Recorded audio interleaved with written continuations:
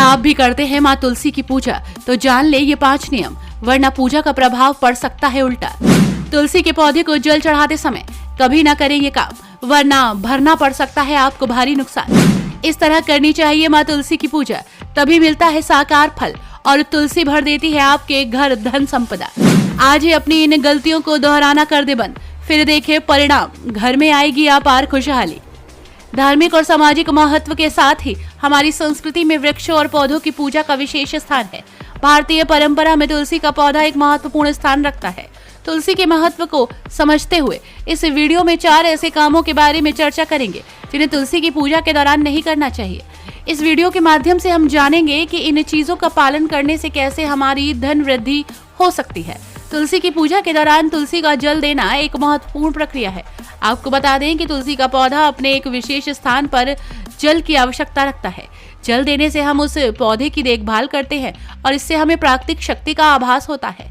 जल देते समय इन बातों को भूल जाना हमारी उदासीनता और अनदेखी की ओर संकेत करता है, हमें अपने धार्मिक कर्तव्यों में समर्पित नहीं बनने देता। तुलसी की पूजा का समय विशेष रूप से अन्य लोगों के प्रति समर्पण और सम्मान का होता है। हमें अपने परिवार और समाज के अन्य सदस्यों के प्रति समर्पण बनाए रखना चाहिए।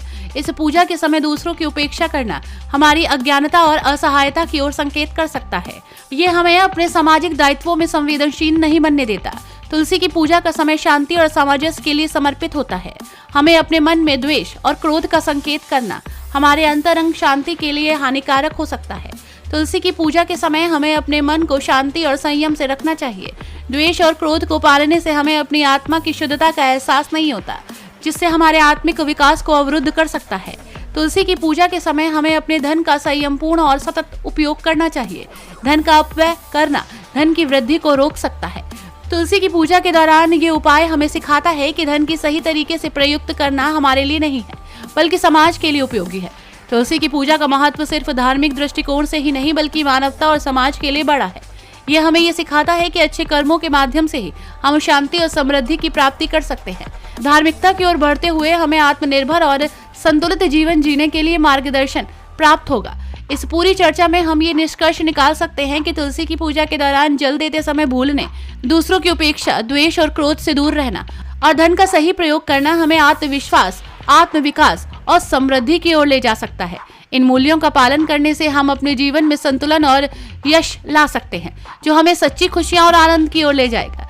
इसलिए तुलसी की पूजा को एक मार्गदर्शन मानकर हमें उद्यमी, धार्मिक और संतुलित जीवन जीने को प्रवृत्त करना चाहिए। माता तुलसी में आपकी कितनी आस्था है, आप हमें कमेंट बॉक्स में जरूर बताइएगा।